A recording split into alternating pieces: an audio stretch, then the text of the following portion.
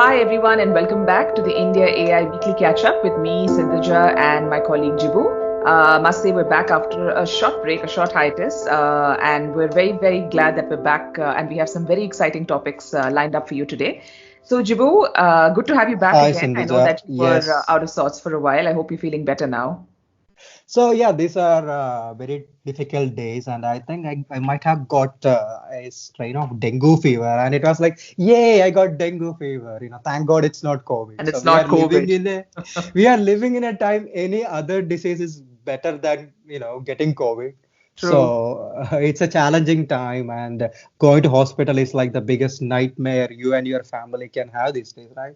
Right. Especially they hospitals have become hotspots. But let's see, AI will, there are so many initiatives happening from AI in terms of finding vaccine, drugs for COVID, things like that, which all you can check in indiaai.in or ai.gov.in. Everything is listed there for your reference. Now, coming back to this week, Sindhuja, we want to talk about something very exciting. I mean, Yep. exciting in sense of the scope and relevance to our country and economy. And I think agriculture. We are talking about agriculture That's this week, correct. and agriculture is one of the most neglected area when it comes to technology, isn't it? Yeah, I absolutely agree. In fact, I think, in my time earlier as a writer for Forbes, I have spoken to some agri-tech startups, and I remember my coverage was very surface level. But thanks to India AI, I've gotten the opportunity in the past, half a month, well, 15 days, where I've been researching a lot more into agri-tech than I probably ever have. And there are so many takeaways from this sector. There are so many various insights I've been able to collect. And it's so heartening to see that there are so many people invested in the field of technology that want to really put in their time, effort, and energy to try to see how to organize a sector like agriculture, which is honestly speaking, ever since the Green Revolution happened and ever since the Milk Revolution happened, we are a country that is known for its strong agricultural might. We are a major exporter, a major producer of various kinds of pulses, oil seeds, grains, fruits, vegetables, you name it. I'm not even getting into names right now because there's so much out there. It begs to, it basically brings us to this particular question as to are we doing enough when it comes to technology manifestation and technology innovation in agriculture? So, that's what we're going to discuss in today's podcast. And I'm very excited about today's episode. And there are some great stories that we have lined up. Sure, sure. I mean, like you mentioned, I was thinking about the green revolution, the white revolution, and I mean, there's a blue revolution for fisheries Yeah. as well. But yeah, apart from that, I mean, these things happen. But again, we know the agriculture is the backbone of our economy. It's backbone of our rural economy, rural India. But apart from that, there are so many areas where technology can penetrate into and make an impact, whether it's weather forecasting or crop Hmm. management, things like that. But I think one of the most recent trends where in agriculture is how AI is being incorporated, Oh, whether it's absolutely. from crop management to, I mean, every aspect. I mean, AI is pretty much taking over agri tech, and I'm talking about agri tech in particular, the multiple facets of agriculture, whether it's the crop sowing part, harvesting part, crop insurance, weather forecasting, going to the market. So I think this technology, this transformational technology is impacting agriculture in very way. And I know you have done an interesting story last week about precision agriculture That's and correct. how AI is being useful. So Yep. can you please enlighten me, among other people who are listening, on what precision agriculture and how AI is being used there?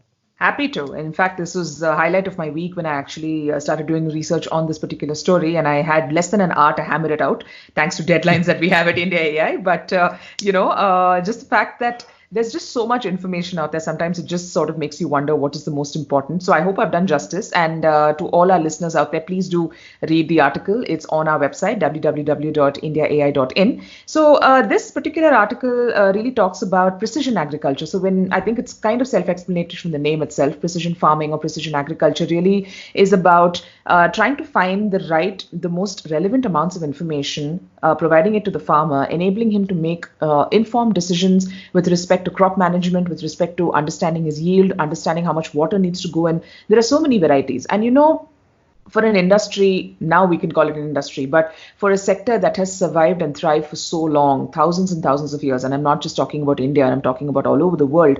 If you look at a farmer, be it in Brazil, be it in Israel, be it in Vietnam, be it in India, all of our farmers, the conventional farmer, is somebody who really looks at the skies and understands when rain is going to happen. He looks at the soil and he knows how much water needs to be put in. He is someone who is the king of something called guesstimation. And, he has thrived an entire industry, and generations of farmers have been doing this because they are so they found the actual pulse of what they do, and they thrive on intuition. They basically fine-tune their intuition, and they continue to work on that with a lot of dedication, a lot of passion. I must say that all things considered, I think all of these years, like put together, when you trace back our history, say about 200 years, is when automation really started making a very big play into the agricultural side. Today we're standing at the precipice of another very big change, which is digitization. How are these machines really going to talk to one another? What kind of intelligence can we gather from these machines that are tilling the land and basically helping agricultural produce increase in quantity? How are these communications really happening? This level of intelligence is what we really need to look into, and that leads us to something as interesting as precision agriculture. And in the last 4-5 years, India, at least specifically, has seen a phenomenal change, a phenomenal increase in the number of startups that are looking into agri-tech specifically. And according to a report by NASSCOM, our investments in this particular sector are almost touching 250 million as of 2019 June. And I'm pretty sure that right now, given the COVID situation and given this excessive reliance on our own produce and our own commodities and supplies, we're going to see a lot more traction in this particular field in the months to come as well. So at a time like this, when we have so much of an incentive and so many people who have decided to put their energies into it, I wanted to sort of understand or get into a deep dive in terms of what kind of startups or what kind of technologies are really out there. So, in my research, I found there is this one very interesting startup called Aerologics. They're based out of Bangalore. Very interesting duo. They have actually worked with companies like DRDO and ISRO. They are specialists in developing drones, and these are backed up completely by data and analytics and AI. So they actually did a project with an areca nut plantation. So if for those who are less initiated, areca nut trees are typically 15 meters I am in very height. familiar. I am very You familiar must with be. areca I nut. wasn't. This is the disadvantage of having grown up in the city. So I have to rely on a lot of secondary information to really educate myself. So areca nut trees, each one spans They to a are the height of trees in nearly. which Bahubali. They are the trees in Bahubali movie which they pull back and catapult. Oh, okay. Remember the Bahubali movie? Yeah, So those now are our the trees they viewers use. and our listeners actually now can understand what exactly that Yeah, would these trees are really very be. flexible. I mean, if you Yeah. go to North Kerala, there are these the people who collect this. I mean, the crop from the tree. I mean, the areca nut seed or fruit, whatever that is. Mhm. They bend one tree and jump to another tree. It's very fascinating. Very Mowgli and Tarzan Oh like yeah, it's vibes, I'm it's it's, sure. it's incredible. They bends very well. That's Yeah. crazy. So yeah, so areca nut plantations, I mean, they're grown excessively across several states in the south. So it was definitely an issue with one of the plantations that they came across, where the farmer said that it was very difficult for him to actually spray pesticide on each of the trees, because each of these trees are almost 15 meters in height. Laborers have to manually spray pesticide on each of them, and it would take farmers nearly 2 days to spray trees with the pesticide on a land that's spanning 1 acre. But with Aerologic's AI-enabled drone, this time was cut down to just 3 hours. The drone, which is loaded with a pesticide container, was able to scale the height of these trees and spray just the required amount of pesticide based on the data computed by the drone. So this saves the laborers a lot of risk of exposure to chemicals as well as unnecessary labor costs, which is one of the biggest deterrents of the agriculture sector in our country.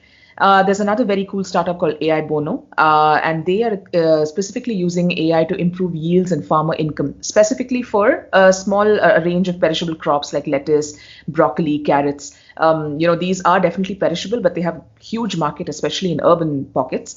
So predicting demand, controlling supply has become very easy with the use of AI, and predictive models are helping, enable the farmer take a more informed decisions when it comes to seed sowing, when it comes to adding a right amount of fertilizer, trying to understand how much of water needs to be added to the plant. So therefore, he can plan his drip irrigation strategy a lot more efficiently. So there are amazing stories like this, originating all across India. These are just a few that I've taken just to give a better understanding of what exactly precision farming really is and how our startups are really at the fore of that kind of innovation. I think yeah, going forward, it's precision farming as well as hydroponics and things like that are going to play a crucial role in agriculture. I mean, Absolutely. it's fascinating how, I mean, I often wonder, as a child, I used to wonder how did we start agriculture? Like, I mean, we know, I mean, in India, agriculture, the first evidence of agriculture goes way back to, I think, 6,000, 7,000 BC. That's There's a right. site called Mehergarh, which is early Harappan, one of the early Harappan site, near That's right. Balochistan, Pakistan. Mhm.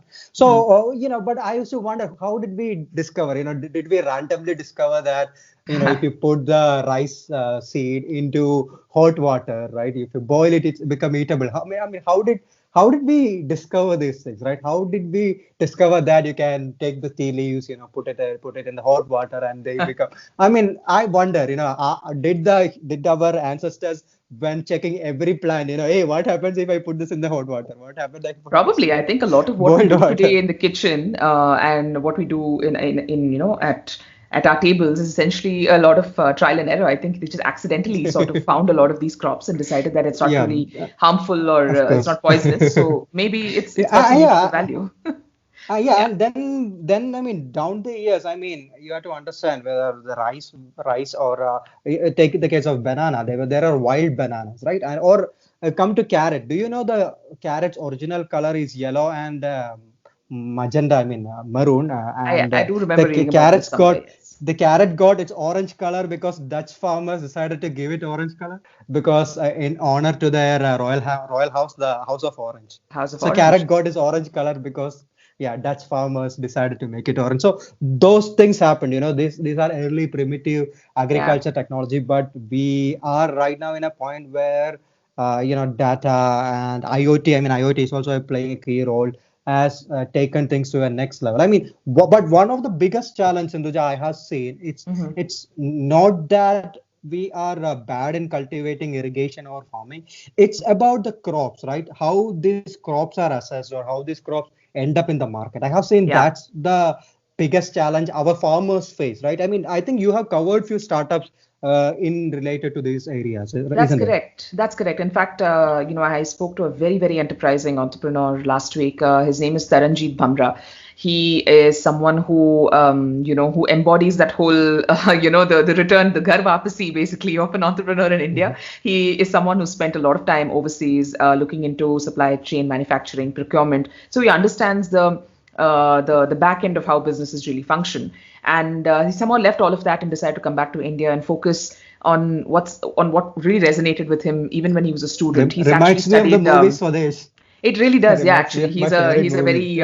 very he's a very poignant example of the same, sort of a story of a person who Oh, just finds his heart back in India. And in fact, he studied agricultural farming and agricultural technology in IIT Kharagpur, and he decided to return, to those roots. And he's now running a company called AgNext Technologies. They're based in Chandigarh, which also makes it very interesting. They're not in the usual hubs like Gurgaon, Bangalore, Mumbai, but he chooses to set base in a place where agriculture is really thriving. So yes, I think I he, thought that was the right move, it considering was, it's an yeah, I agree. agri-tech startup. I agree. It's a very it's also very telling of the trend. Maybe when it comes to fintech, you have Mumbai. When it comes to a lot of deep tech, you probably have Bangalore, Gurgaon. But maybe when it comes to agri tech, I guess it's important that it thrives in a place which is significant or which is responsible for a lot of agriculture production in our country, which is of course the very lush valleys and plains of Punjab. So Taranjeet was someone who decided that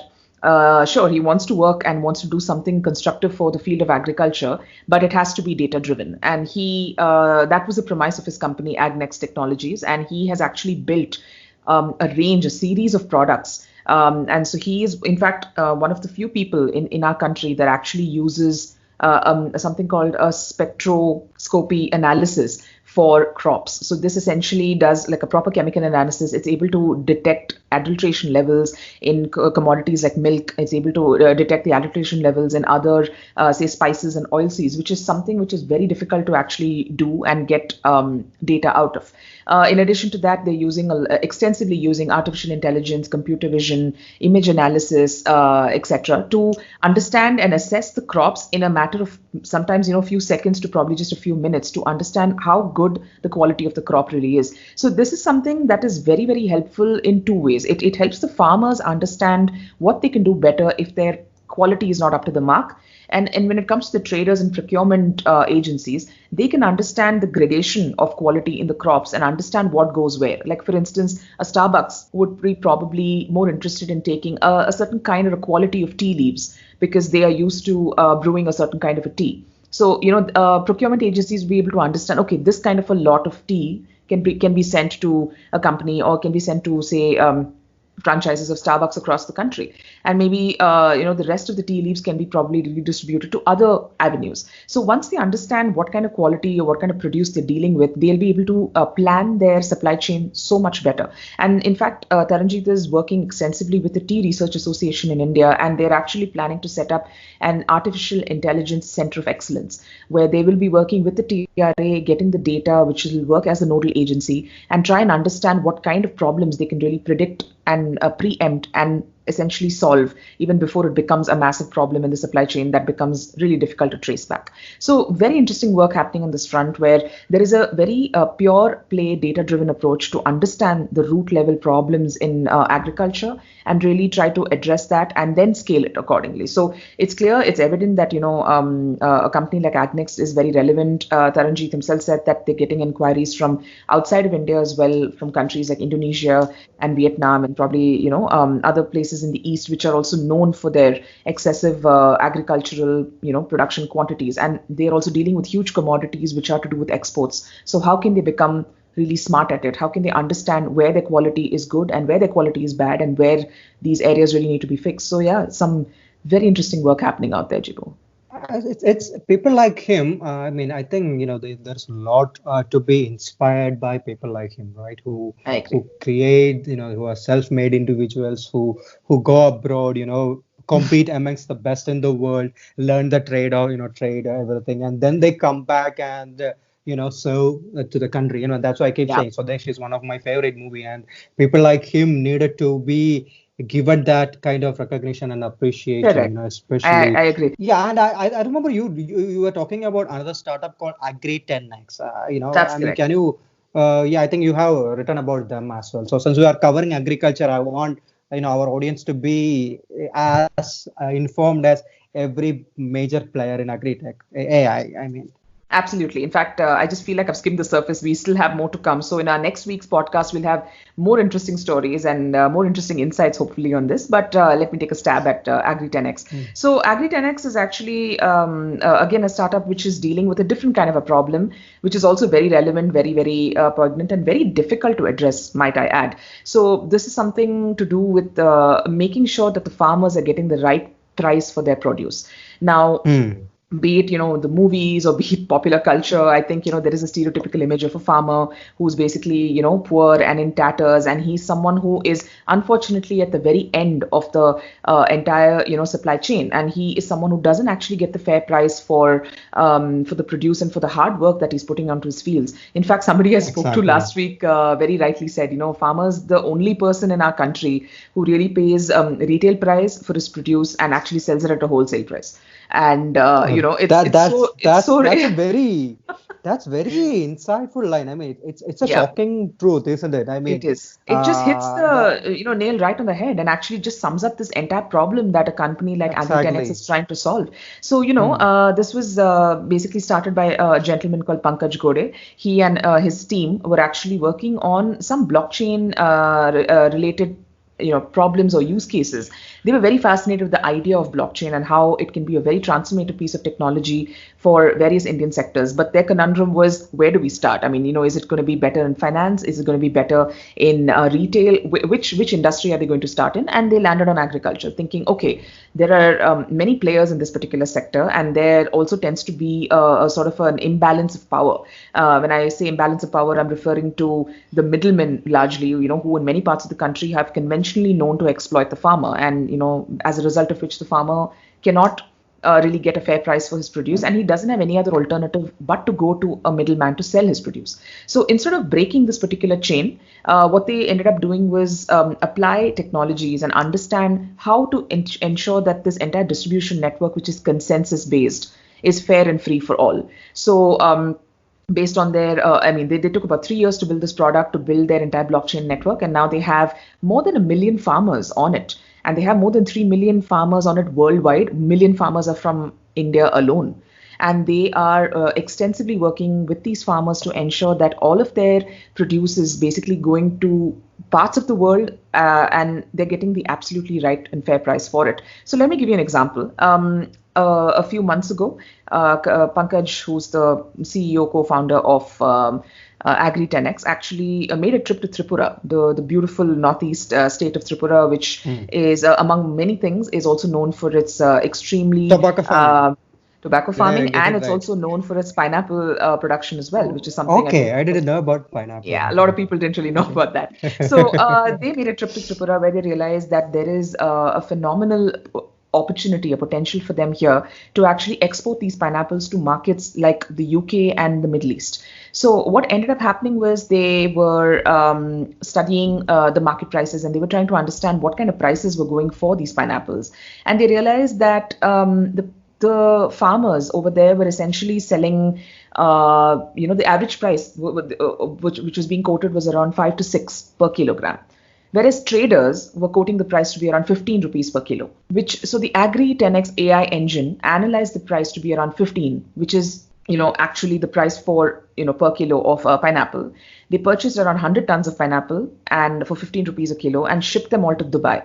So, it was such a matter of pride for these farmers when they actually saw that their produce is making its way all the way to a place like Dubai. Similarly, lychees from Bihar also made their way to London in a very similar fashion, where they actually traveled there, understood the market dynamics, understood that what the trader is selling is much higher than what the farmer is actually selling for. They use their AI engine, which basically uses about more than 250 APIs from across that particular product or sector. When it comes to, say, the price of pineapple, they try to aggregate the price of that pineapple based on what the average price is across different markets in India, and they arrive at a number which is fair to what the farmer is essentially trying to sell. And this is something that really incentivizes the farmer, because they're able to see that they're able to get a very, very good price, something which is far better than what their conventional traders are selling them for. So this has sort of been the proof of the pudding for them, and this has really led them to break into different markets and get into the import and export of different kinds of commodities, fruits and vegetables, essentially. So he's also doing a similar sort of a project with pomegranate farmers in Maharashtra and oranges in Nashik. So there are various pockets in our country which are known to produce world-class quality, but are the farmers really getting the right price for it? That is a problem that he's been after. And this particular startup, actually got the attention of the Union Minister Ravi Shankar Prasad. He actually tweeted about Agri 10x and said that thanks to these guys, lychees from Bihar are going to London, and pomegranates from Maharashtra are finding buyers in various urban pockets, and Tripuri, pineapples are making their way all the way to Dubai. So very, very interesting, very difficult problem. In fact, when I spoke to the co-founder, he did admit that it was not easy getting this project up and running, especially because you can imagine the resistance from a very conventional set of middlemen who would essentially want to have a monopoly, right, over a market like this. So to really convince people that yes, there is technology that is trying to really limit the bias and trying to ensure that everyone's getting a fair price for it is something that this company has really thrown its heart and soul into, and they've been working on it for the last 4 years. And I think they're in a good place right now. So, they're definitely working on trying to expand to bigger markets and ensure that Indian products get a good audience abroad. I think we need more startups like Agri 10x, because for a long time, they Yeah. keep hearing the story of how middlemen are exploiting the farmers. Like Yes. I Rampant have, crop you know, in India. Yeah. yeah. Sometimes you hear the shocking story. You know, the middlemen refuse to accept the crop, and this farmers also like throw it away. You know, they don't have any storage facility. Correct. They literally they we have seen the pictures of them throwing away tomatoes or potatoes, things like that. And I mean, if you look at a historical perspective, middlemen have pretty much exploited Indian farmers. You know, going Yeah. back to 1793, I think, you know, when Right. Zamindari system was introduced in North India, you know, Absolutely. by Lord Cornwallis, you know, the viceroy. I mean, not the viceroy, he was the governor general. He became, That's right. viceroys were not there, right? So since then, you know, with the indigo farmers, what happened with the indigo farmers in the following century, the farmer community of India has been exploited uh, to extreme, right? To extreme by the middlemen, whether it's Yeah. zamindars or the British or European traders, or now the middlemen. They have been Correct. pushed to the limits, and in the end, like you said, the shocking truth is they had to sell their product for the wholesale price, often dictated by this middleman. Yeah. But yeah, end up buying everything else in the market price. It's such a sad story. We know the scale of suicide happening among the Yeah. farmers, right? Especially if Absolutely. you go to Maharashtra. I mean, cotton farmers has been one of the most affected in Mm. recent years. That's And right. do you know that? I mean, do you know that like we are the biggest producer of cotton in the world, and in India, the cotton plantation industry is Mm-hmm. supporting 6 million Indian families. I mean, that's over 30 million Indian lives, right? Yeah. 30 million. I mean, that's a huge number It's a huge being number. Yeah. sustained. Yes, that's sustained by cotton cultivation.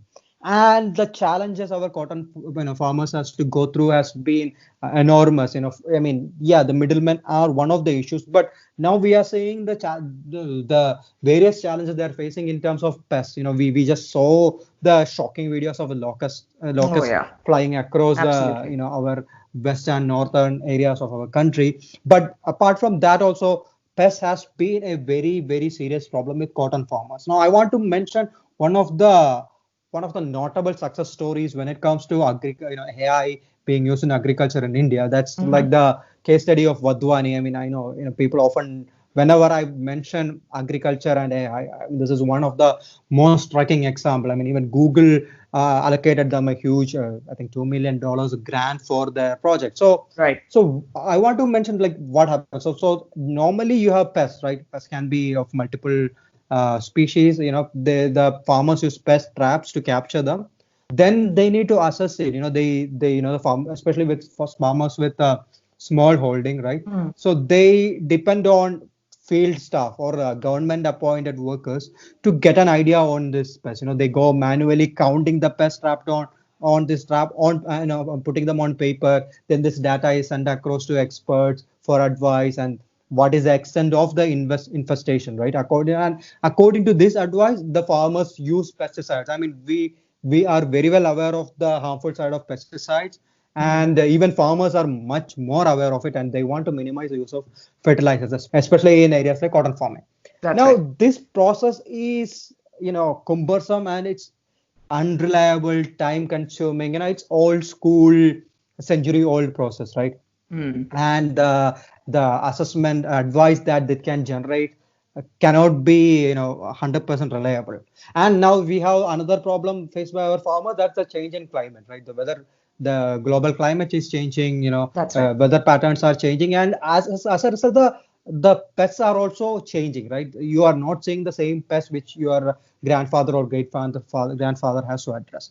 Now, so these things, climatic conditions along with the direction of wind, soil composition, these things affect the kind of pests, that swarm in this area, Yeah. and it creates a very variety in type of attacks, that happen on the crop. Now, if you indiscriminately spraying pesticide, as I said, that will lead to collateral damage. Like it's like, there is a saying in my language, you don't do that, right? You don't put pesticide on a crop. I Mm. mean, it sounded much nice in Malayalam, but yeah. So you don't do that, right? So that's where Vadwani AI comes. So Vadwani AI house, they have this AI model which has great much better speed and accuracy to complement the human in the loop. I mean, we are talking about human plus AI here. So what happens is these workers go to the field, then they take the picture of the pest trap, and they have this app which is of course multilingual. I mean, we know our farmers needs vernacular language programmed apps, and the solution, the program monitors this pest density by detecting, they're using computer vision essentially by Hmm. detecting and counting the pests using AI computer vision, and tracks the density change over cotton crop cycles, based on the routes the pest take. So these inputs are then combined with farm level environmental parameters, to provide timely advice to individual farmers, customized for each farmer is a different advice. Got All it. this data is processed further for a deeper understanding, right, on a macro level, right? I mean, Yeah. it can the infestation can happen across hectares of land, across the regions, and so the AI, the deep learning process, machine learning process here goes on learning with the new input, and it evolves and continues to build a higher level of accuracy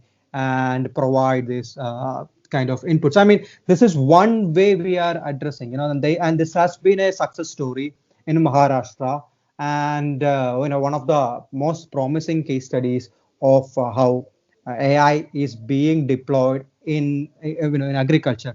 Like Sindhuja was saying, if we want to explore every aspect of AI in agriculture, that's gonna take at least 3-4 episodes, right? We are again only touching the surface. We haven't spoken about, for example, how meteorology, a lot of AI technology has been put into weather forecasting, giving farmers very accurate, near future weather forecasting. That's another important area. And we didn't even started on drones, isn't it, Sindhuja? That's a No, not whole even. Yeah, we haven't other even skimmed the other surface. area.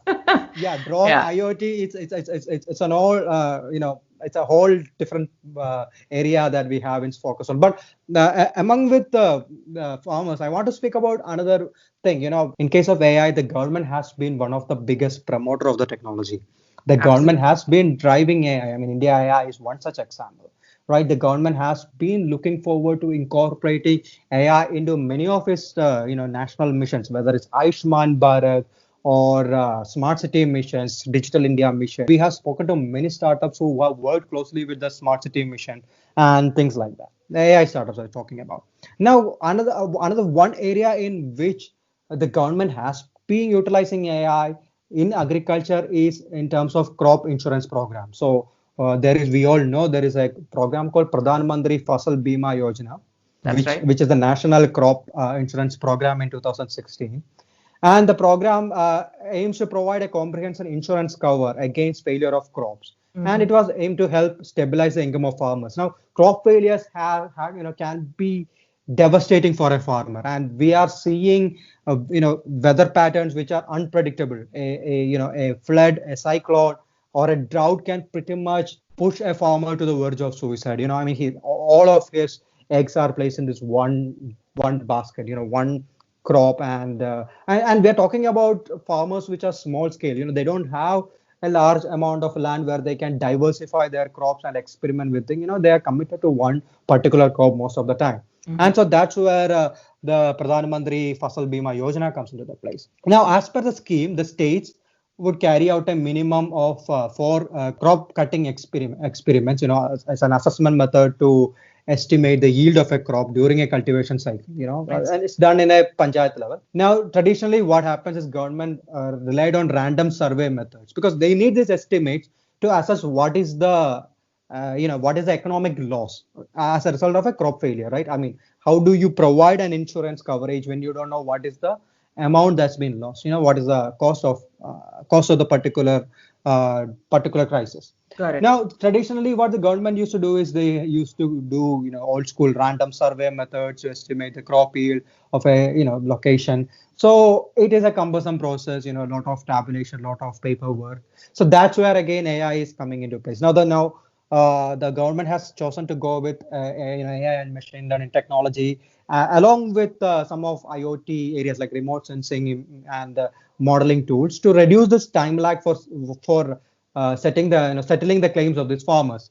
And to do that, the central government has partnered with a startup called Cropin Technology Solutions. I think you might be very aware of the startups, Sindhuja. I'm sure you might be knowing Yeah, that. I've heard of them. Yes, absolutely. So Cropin, which is a Bangalore-based AI company, Tada, every AI company is from Bangalore these days. So they work with the central government, and they have two products. One is Smart Farm, and one is Smart Risk Solutions, and they use both these products to enable accurate, efficient execution of the crop insurance process, and and consequently ensuring timely clearance of the insurance claims. Now, Smart Farm, one of their products, it captures the precise location and size of the farm, details of the farmer, and the crop details, you know, from the pre-harvest stage. And the solution also enables accountability, efficiency, and transparency in farms by using technologies like geotagging. Now, this does is this ensures that the field data is accurate, enabling authorities to easily use relevant data at the appropriate time. Now, on the second tool, Smart Risk, use both ground level data and satellite imagery. I mean, that's another whole thing we haven't touched on, how satellite remote sensing helps agriculture, with AI. So with satellite imagery to identify these plots and which are up for those experiments. Now, a dedicated, highly skilled data science team with the organization Cropin analyzes these millions of data points, run them through numerous criteria to zero on farm plots that will provide most accurate sample of the region. Now, getting the sample is very crucial, and with the help of this data, authorities can easily identify the right plots that were included in the study, and then the process of selection becomes much transparent and easier. So I mean, we can speak very simple. Oh, there's a crop insurance. If the crop failed, you should be given the insurance. But the process of assessing the failure and finding out who are the people who really deserve this insurance, as well as what is the amount, that process is tedious, as I have mentioned. Even I am tired by mentioning the process. So now AI is here and optimizing the whole process, and that's another area. I mean, furthermore there are programs from the government. For example, Agri Udan is a startup mission where they are promoting agriculture startups, and so many AI startups are also involved in that process, incubation process. So I mean, it's fascinating where AI can take us. I mean, for me and Sindhuja, we both are interested in impact, areas where AI as a technology can cause impact, and agriculture is one of the prime example, isn't it, Sindhuja? I agree. I completely agree. In fact, there are so many different, ways and perspectives of solving this particular problem. I think when it comes to India, when it comes to where we are today as a nation that is digital first, we have been able to effectively address the technology gaps and the talent and the skill gaps to an extent. I think when it comes to agriculture, what we really need to start looking at a little more, constructively is the establishment of evangelists. It's very important to have people who can actually convey the utility of these technologies to the people that really need them. The general perception is that yes, people aren't averse to technology. I think a word of a note towards technologists who are keen on making cracking this particular space, and these are words of wisdom coming in from people who are already in that space.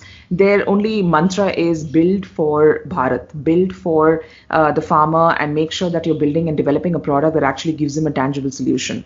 And as for the farmers themselves, what's really interesting or what's happening is that many startups, including the ones that I've spoken to, are keenly looking at developing something called a village level entrepreneur. So VLEs or village level entrepreneurs are those people who are those workers and those evangelists, I would say, not just workers, who can really go to the grassroots level, explain how the technology really is impacting the farmers in the most relevant way possible, and ensure that they're able to adapt and adopt these solutions in a more constructive manner. I think only if there is a collaboration happening across all of the fields is when the real impact is really going to be seen. I completely agree. Especially, I agree to the fact that we need an evangelist. Before we wind up, I want to say, I think it's time we should have another MS Swaminathan or Amul Kurian, for AI, who to come into the AI. I mean, I think there are so many people out there, and it's a matter of time someone will take up this challenge, rose to the occasion, and who knows what will be the next revolution we will be having. I mean, we have plenty more colors, right? We Definitely. have a lot of colors left in the spectrum, and yeah, I mean, looking forward to that. It will be it's exciting days ahead. I mean, even though we are going through a difficult time, the future is certainly bright. Definitely, I think it's all about keeping that hope alive for the new day, and there's definitely a lot of potential, at least when it comes to agri-tech, which I think is a sunrise sector, and there's a lot more that can be explored. I really think we've skimmed only the surface when it comes to problem solving, and this is definitely a call towards the investors, towards the government, to startups, to enterprises to really put their heads together and try to become the next big problem solvers, and try to do what Israel is doing with their ecosystem when it comes to agriculture. I think India has all of the right ingredients to make it happen. So I think we should definitely focus our energies on making that ecosystem really thrive in the days to come. So yeah, that's it from us for this week. Thank you so much, all of you, for joining us yet again on a very exciting, illuminating podcast episode on India AI. We'll be back next week with more updates, and we're hoping that you enjoy all our episodes. Please do follow us on social media. Show us some love, show us some support. That's the only way we're going to be able to get our message out there. Thank you once again, and we'll see you very soon.